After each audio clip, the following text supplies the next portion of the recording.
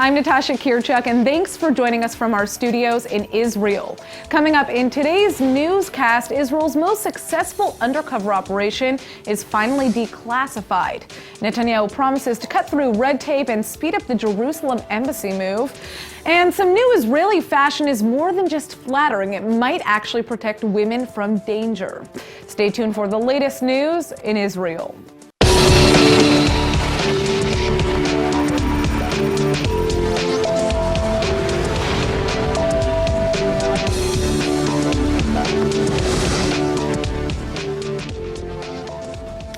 In 2007, an alleged nuclear reactor capable of starting a full-scale war was destroyed in Syria. For years, the world has speculated who was behind its destruction, but now, for the first time ever, Israel has just broken a decade-long silence and confirmed what most have suspected. The Israeli army was behind that secret operation, an operation that was one of the biggest and most successful in Israeli history. The seeds for Operation Orchard were first planted back in 2004 when Mossad agents received intel that foreign entities were helping Syria develop nuclear power. This became more and more clear as time went on and was finally confirmed via classified photographs from inside the actual site. North Korean operatives could be seen in the photos bringing the reactor to life. The United States under the Bush administration opted to pursue a diplomatic solution, but Israel, sensing a new era of nuclear standoffs, decided to take action.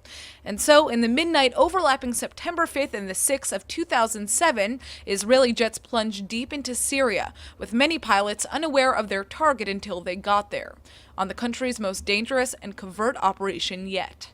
2 rounds of bombings reduced the suspected reactor to rubble, and for the last 10 years, Israel has remained completely mum on playing any part.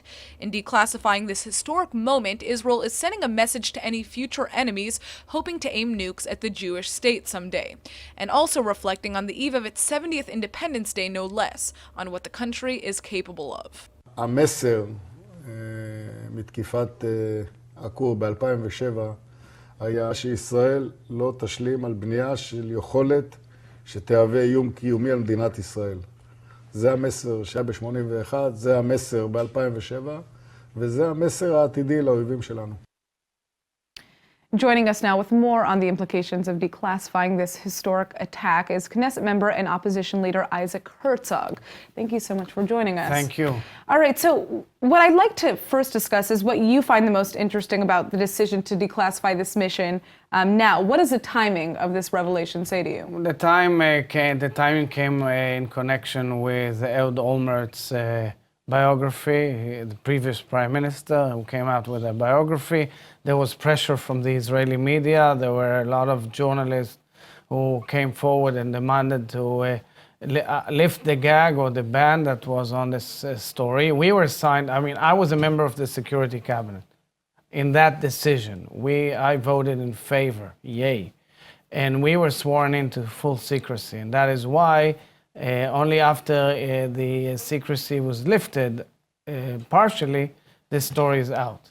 Well, and it seems like there's so many people who are very excited to kind of tell this tale, but the timing is interesting. Was this, message released to essentially speak to the enemies and say this is what could happen? No, I don't think so. I must say clearly, it's not a message to the enemy. It came out of internal Israeli demands. We are an open, free society, democracy. The press is very strong here. The press demanded to reveal the story. There was an article by David Makovsky in the New Yorker back in 2012, which made a lot of headlines. They wanted to follow up on it. But now that Ehud Olmert wrote a chapter about it in his memoirs, in his book, there was pressure to lift some of the ban, and that is why it came out now. Interesting. Now, the question here is, if you're saying that obviously this isn't a message to be sent to enemies, although it could be interpreted as a message to the enemy. Look, it is clear to us that many of our neighbors have dreams of nuclear capabilities. It is clear it's been there for decades old. It is clear that it wasn't only Syria, there were others. We knew about Libya. Well, do you think this is going to impact any policy on the ground, having heard a story like this and this being something that is now public, especially in terms of public support for moving in? Look, each case according to its merits. And we know what we're talking about. There is one major enemy in the region, that's Iran. And we know that Iran is working to develop nuclear capabilities. But let's put it that way, not necessarily do you compare one to the other. There are circumstances. Clearly, we object vehemently to any capability or possibility that Iran will have nuclear capability. And by the way, all our neighbors, Sunni states, think alike. Has there been any international backlash to kind of the revealing of this story and the revealing of Israel's Not necessarily. role? We're talking about an event that took place 12 years ago. Right. Or let's say 11 years ago. And we know that this event was known already to the international community. People studied it. What we know now is, of course, that Bashar al-Assad lied to the world, cooperated with North Korea in developing nuclear capability, and no one holds us to commit to the fact that none of our neighbors are not doing the same right this moment. Right. And that's why we should be very cautious. Because the introduction of such capability to the region is very dangerous. Israel has undertaken always not to be the first one to introduce weapons of this kind to the region. And we have to make sure that we are not faced with enemies with such capabilities. Well, that brings us back to the issue of Iran again. The main issue always, is Israel capable but also willing to go in on the ground to Iran and carry out something similar to this attack? Look, the last thing we need is bragging. So I don't intend to brag on anything. All I say is that we have a very strong Air Force, one of the best in the world. We have great capabilities. We are state-of-the-art technology. This nation is one of the greatest in the world in cyber and security and technology and the like. And let's leave it at that. One can guess. I think in this circumstance, we've shown incredible capabilities and also good decision-making process, which I'm proud to have been part of. Well, it's going to be interesting, obviously, to see what happens with the Iran nuclear deal and kind of what the plan would then be if there is no deal in place. But that's also not an issue only for Israel. That's Right. an issue for the entire world. It's an issue for the international community. It's an issue for the United States. It's an issue for Europe, which should be worried about possible missile development by Iran, which reaches all the way to London and Paris and Berlin. So, you know, this is not only an Israeli issue. One should be very cautious in making it only a single-point Israeli issue. Right. The nuclear reactor in Syria was an Israeli issue and Right. was brought up to the US President George W. Bush, and he convened the National Security Council, and they recommended that America doesn't take a role in such an attack, and Israel was left alone to make its decision and followed the rules that have always applied to Israel's security from day one. We take our security in our hands. All right. Well, thank you so much for joining us. Thank you. Knesset member and opposition leader Isaac Herzog. Thank you. All the best. Stock in Twitter took a 12% dive this week after the Israeli Justice Minister Ayelet Shaked threatened legal action against the social media giant. Shaked claims Twitter isn't doing enough to stem terrorist incitement on the platform. And ILTV's Aaron Porras has more on this. Thank you, Natasha. And yeah, according to Shaked, Hamas and Hezbollah and other terror groups like them are switching off of Facebook and onto Twitter because of a, quote, fruitful cooperation between Israel and Facebook, as opposed to a lack of cooperation with Twitter. Okay, wait, so what cooperation exactly is she referring to? Essentially what she's talking about is how with Facebook, there's essentially kind of an agreement with Facebook that, let's say a page gets flagged as an obvious Hamas page. Facebook will simply take that down. Twitter will ask for a court order. Wow, okay, so but let's get back to the issue of the lawsuit here, right? Mm-hmm. How close is this to becoming a lawsuit? Is there really a lawsuit on the horizon here? It's unclear to know exactly how soon, this will end up in an actual courtroom somewhere. But what we do know is that Israel is, and Shaked spearheading this, are doing little sidestepping actions to address this issue on their own hand, like passing the so-called Facebook bill, which Shaked quipped, should be renamed the Twitter bill, that would allow the courts to go in and remove content on its own. Well, the Israeli government has been very strict in terms of going after social media, and clearly this is having an effect on Twitter if we saw the stock drop so significantly. But who would be in charge of deciding on what content would be acceptable for Twitter to essentially publish? So that's a good question. And again, that would go towards the courts. So say, the Justice Ministry would look and they say, hey, this is illegal content that could promote incitement to violence and harm to individuals or the state. They report that to the court, to the Court of Justice, and they would deem whether or not that was appropriate to be removed or not. All right. Well, we will see how this unfolds, and careful using Twitter, my friends. Thanks for joining us. No problem. Thank you. All right. The Israeli Prime Minister has promised to complete the U.S. embassy move from Tel Aviv to Jerusalem by May 14th, just in time for Israel's 70th birthday. But it turns out that may be harder than he thought. And here's what's interesting. It's not because of politics, but because of the red tape surrounding building and zoning laws for construction. Contractors are finding themselves in a bind with a proposed building site in Jerusalem where the current Jerusalem consulate will be converted temporarily into an embassy. Problem is, American security requires an additional road and a 3-meter wall to protect the area. But building these additions requires changing the zoning rules completely, which leads to endless paperwork, meetings, and delays. Netanyahu has promised to use the government to slice through all that red tape in time for the May deadline, and that's probably because he's already invited President Donald Trump, who greenlit this controversial move late last year to cut the ribbon at the opening ceremony. The U.S. State Department may be right to demand proper security measures at the new embassy site, given the wave of violence, protests, and international outrage that's erupted in the wake of the announcement. A former Australian school principal accused of sex abuse crimes is now going to be held in an Israeli prison now that the Supreme Court has ruled that she is a flight risk and untrustworthy. The principal fled to Israel from Melbourne in 2008 amid allegations that she sexually abused dozens of students. Australia has been pushing Israel to extradite her back to Australia for criminal proceedings, but last month the Israeli courts decided to delay her extradition until a psychiatrist could review her case. Israeli officials have gagged her name because she hasn't been accused of committing a crime here in Israel, but she is wanted on 74 charges of child sexual abuse in Melbourne and was arrested following an undercover police operation in the Jewish state. The suspect, who is in her 50s, claims that she's mentally unfit to appear in court and has missed several court appearances by saying she was feeling unwell. Now the Israeli Supreme Court has ruled that she will remain in prison until the end of the extradition proceedings instead of being released to house arrest. She's reportedly been living in the northern West Bank settlement of Emmanuel, where she was arrested. Artificial intelligence has the ability to transform the medical field, and an Israeli company has figured out just how. Joining us now is Yossi Caspi, the founder and CEO of Rainier Deep Thinking, to tell us all about his incredible, comprehensive human bot. All right, this sounds interesting already.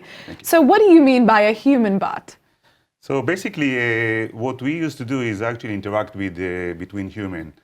And when you look about all the big data that happening these days, or it's what we see now in the trend in the last few years, is that we collecting a lot of information. Yeah. And instead of having like a provider or a doctor sitting in his clinic and seeing only a few patients per day, basically you can connect several clinics and several doctors together, and actually with algorithm you can actually give a better understanding, better knowledge between for diagnosis. Well, yeah, because I can imagine if you have multiple different people reporting the same symptoms, but there's no communication between different hospitals or these different cases, that's a problem that you can easily solve with the right technology. So tell us a little bit about how your AI works. So what we did is to actually collect all the information, profiling on patients.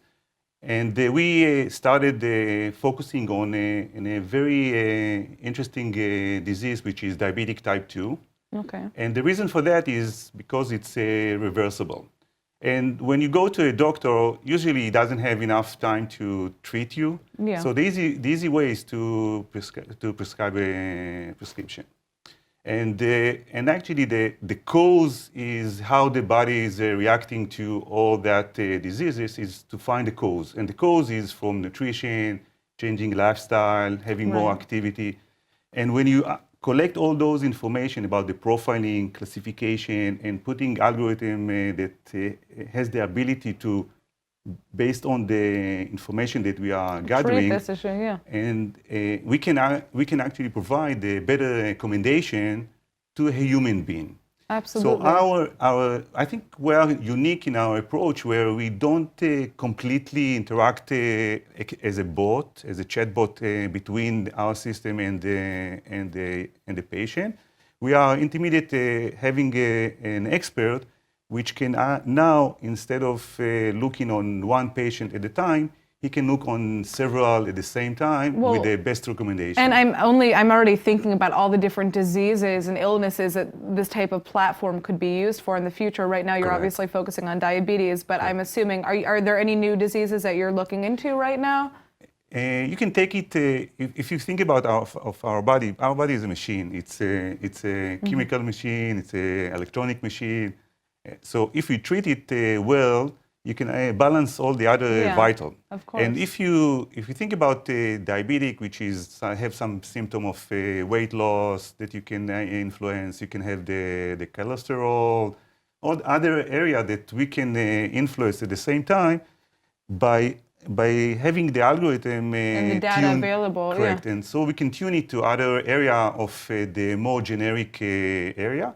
You can take it also to other like cancer, and where the machine can learn more easily. He doesn't forget. Well, I think it's going to be very interesting to see how you kind of develop this technology in the long term, but I'm almost positive there are going to be some very positive influences on the health of the world. Thank you so much for joining us. Thank you very much for hosting me. All right, Israel is perhaps the only place in the world where the medical effects of marijuana can be legally and properly explored.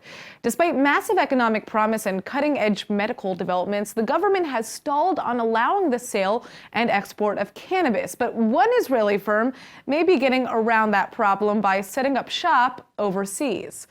Together Pharma has just announced a plan to fund $4 million worth of cannabis farming in an undisclosed country outside of Israel. Apparently, the deal is pretty much almost inked and approved because the company expects the first yield of crops to be ready for harvest by this time next year.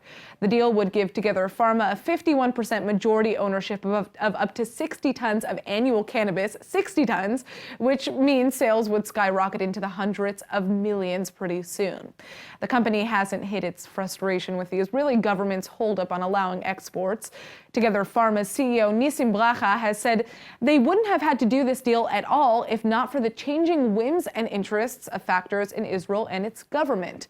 If Israel were to open the gates for cannabis export, it could not only bring in $1 billion market into Israel's economy, but potentially open a new era of medical advancement for the entire world. Well, for anyone who's ever visited Israel, you already know that one of the most moving parts of the whole experience is seeing the Western Wall up close.